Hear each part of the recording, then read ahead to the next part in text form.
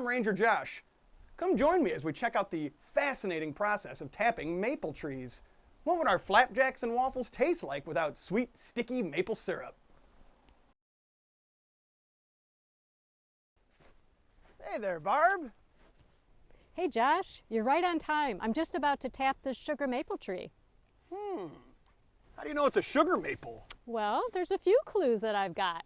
If you look at the branching pattern of the branches and the buds, they're opposite each other on the twig. That's unusual. Not all trees have that pattern.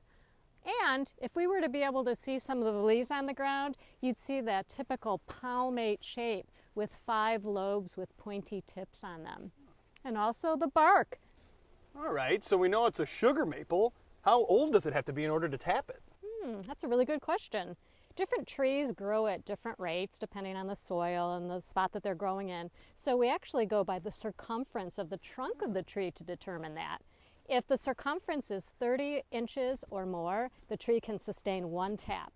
If it's 57 inches or more in circumference, it can actually hold 2 taps. So does it matter where you tap the tree? Well, Josh, it doesn't really matter how high up we tap, but what does matter is the direction that the tree is facing. We always want to tap the tree on the south-facing side. Oh, why is that? Well, the maple sugaring season starts depending on weather. We want nights that are below freezing, daytime temperatures that are above freezing. The south-facing side of the tree warms up a bit faster on a sunny day, so the pressure makes the sap flow better on that side. So I'm going to drill at a slight upward angle. That's so gravity can work with us and the sap will flow down. I'm not going to go too deep in, just about 1.5 to 3 inches. I want to get my drill into the sapwood. You can see the color of the flakes starting to change.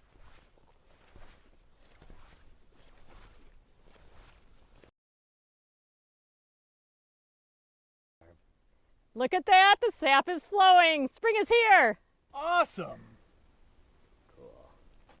Now that our hole's drilled, I'm going to use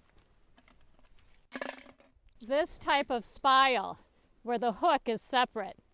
I'm going to slip the hook onto the spile and then I'm going to tap that spile into the tree. To do so, I need another tool. It's called the spile driver. Fits inside the spile, gives a hard surface for pounding against. Slight upward angle. Thank you, Josh. I'm going to take my hammer. I'm going to tap it in. Remember, that hole was just about 1.5 inches deep. Just tap it on in there. Don't want to go too deep or the wood will split. Don't want to go too shallow or the sap will leak around the spile and not make it into the bucket. That's just about right. So Josh, would you like to do the honors and hang the bucket? Oh, I sure would. All right. Right there on that spile hook. Easy enough. Is that it? Are we done? No, there's one more step.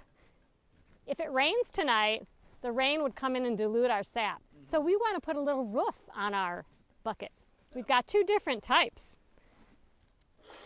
One is kind of like a little house roof, and that would sit on top. If it snows, this type of a lid is good because it sheds the snow. It doesn't affix very tightly though. So we typically use this other style that has a hinge, and we put that on. It also makes it easier to check our bucket on a daily basis.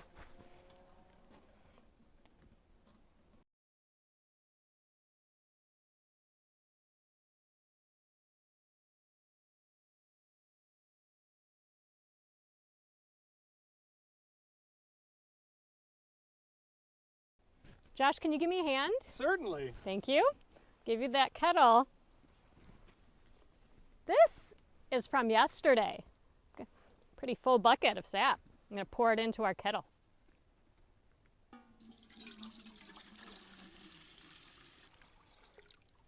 Wow, that's a lot of sap. I know, right? How long does it take to fill up one of these buckets? Well, that really depends on the weather. When the temperatures at night are below freezing and during the day they're above freezing and it's a nice sunny day, that's a good day for sap collection. Now, when the trees start to bud out, they change the chemical composition of the sap so it no longer tastes good. So that kind of marks an end to the sugaring season. The sugaring season here in Kane County typically lasts 4 to 6 weeks. It starts usually in February, but it's weather dependent. Oh, interesting. Yeah. Well, Josh, would you mind taking that kettle full of sap over to Ranger Bend? Yeah, no problem. Thanks. Thanks a bunch, Barb. Oh, of course.